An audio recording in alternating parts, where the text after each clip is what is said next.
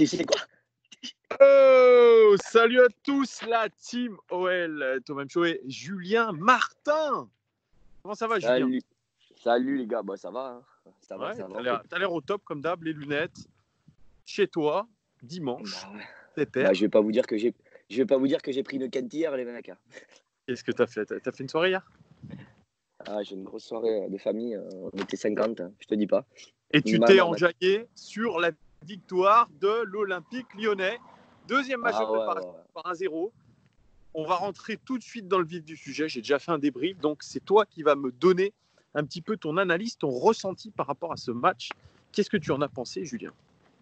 Franchement, il n'y a pas grand-chose qui ressort. Le seul truc qui ressort à mes yeux, c'est qu'on nous a vendu que Bard, il n'avait pas le niveau, soi-disant. Ouais. Bon, bah écoute, moi j'ai trouvé que c'était juste le meilleur arrière-gauche qu'on avait depuis très longtemps. Depuis Mendy, hein, parce que franchement, il a fait un bon match, je trouve. Et j'ai trouvé qu'il a été très intéressant. On a tellement été habitué à de la médiocrité de ce côté-là que franchement, il a même fait un centre qui est arrivé à un super centre. C'est incroyable. Il était beau, On le n'avait centre. pas vu des centres comme ça. On n'a pas vu de centre comme ça à l'Olympique Lyonnais depuis. Je te jure, j'ai pris un verre de whisky quand je l'ai vu. J'ai dit, oh putain, exceptionnel. Tu vois, et ça m'a fait plaisir.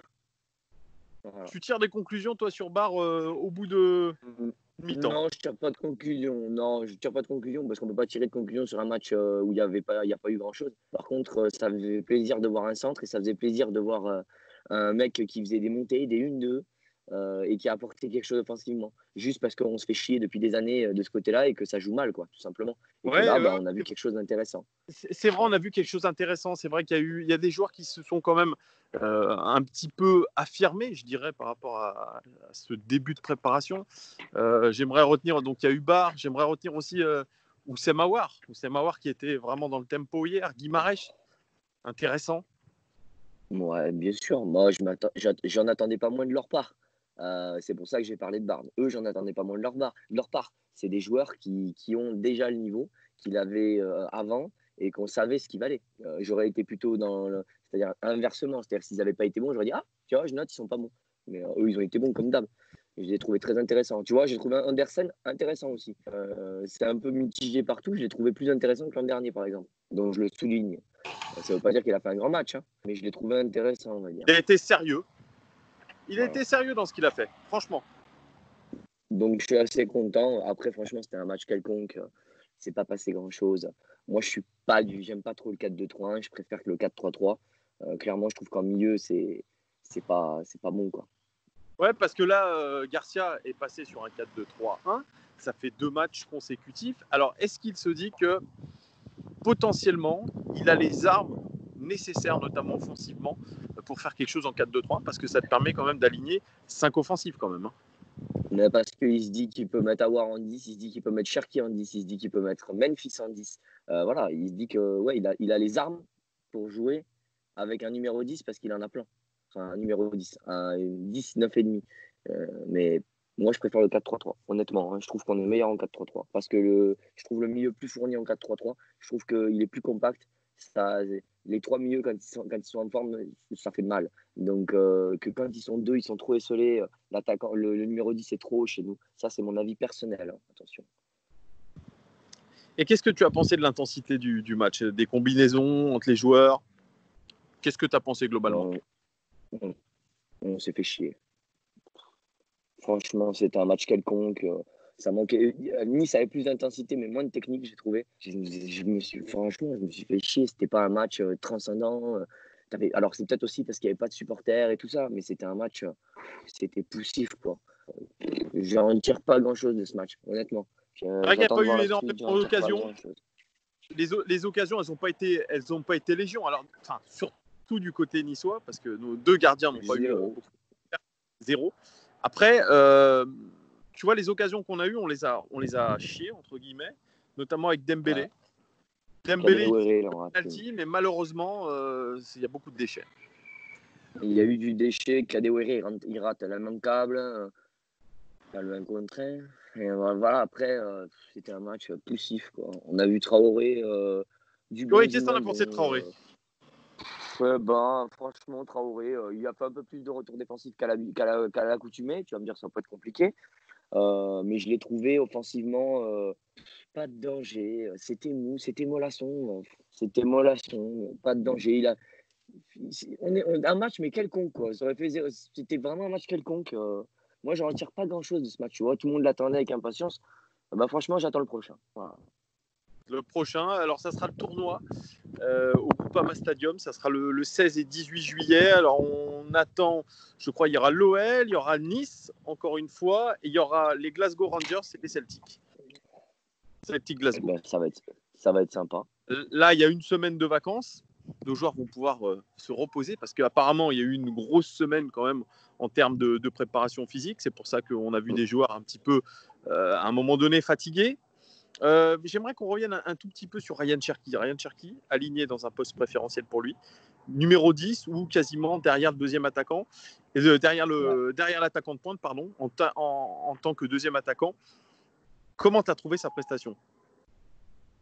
Alors, quand il a le ballon, ça va nickel. Mais quand il l'a pas, on se fait chier, quoi.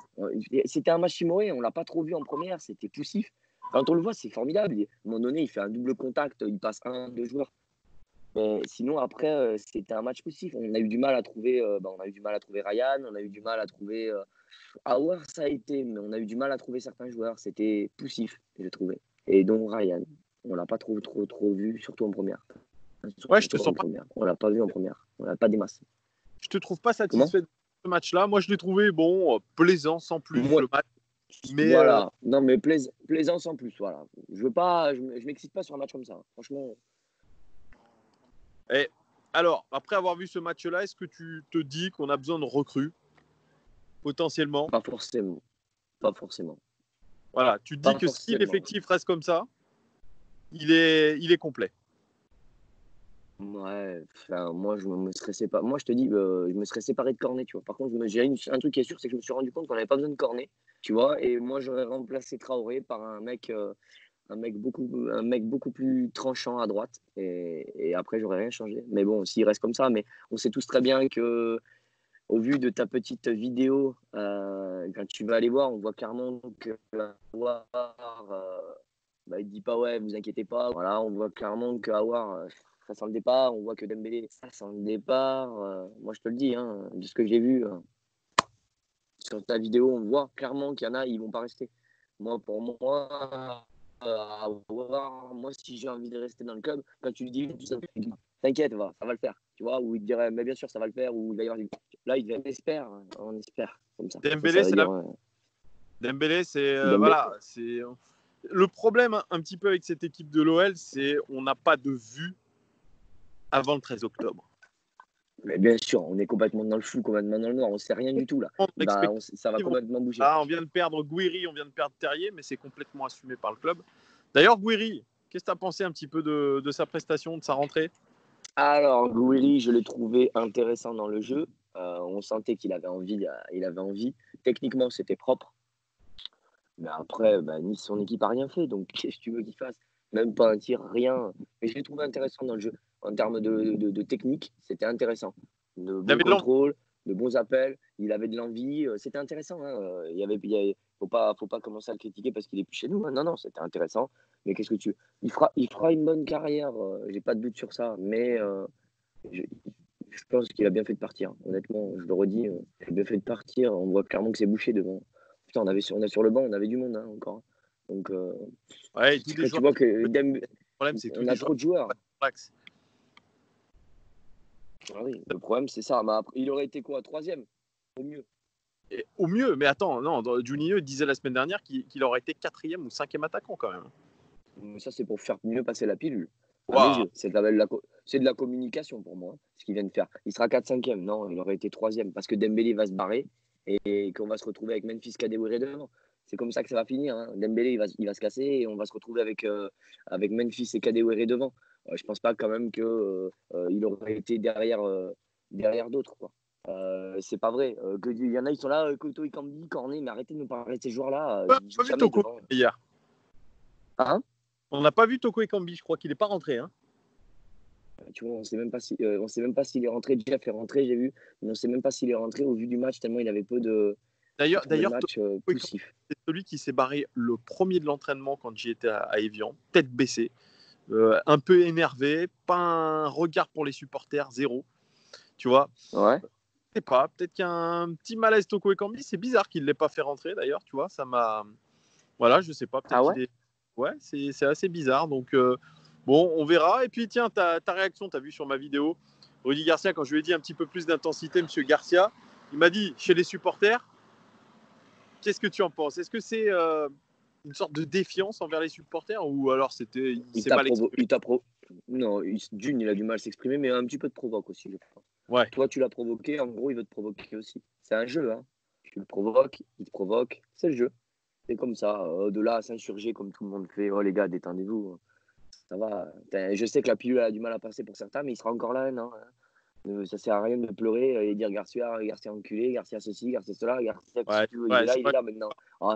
Tant qu'on sait qu'il restera, un an de plus, je crois que ça sert à rien de taper sur le Garcia. Bon, on va voir ce qu'il va nous concocter en espérant le meilleur de notre équipe. On verra tout ça. S'il y a à casser les couilles à des gens, il faut casser les couilles à certains joueurs pour les pousser à la sortie, pour que les mecs ils se cassent. Je pense à Tété, je pense à des Cornet, à des Traoré. Poussez-les dehors. L'herbe elle est trop bonne chez nous. Faites-leur comprendre qu'ils vont passer une sale année avec les supporters. Là oui, là ils vont peut-être se dire bon allez c'est bon, j'en ai marre d'être traité comme ça, je me casse. Mais Garcia c'est foutu. Hein. Garcia c'est un roc, hein. Il bougera jamais.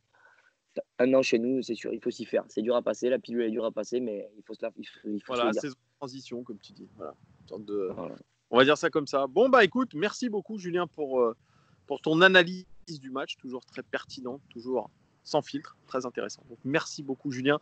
Les gones, en commentaire, dites-nous si vous êtes d'accord avec Julien ou pas, voilà, avec son analyse. Merci en tous les cas de tous vos abonnements. Si vous aimez cette vidéo, likez. Si vous n'êtes pas abonné, abonnez-vous et puis partagez-la.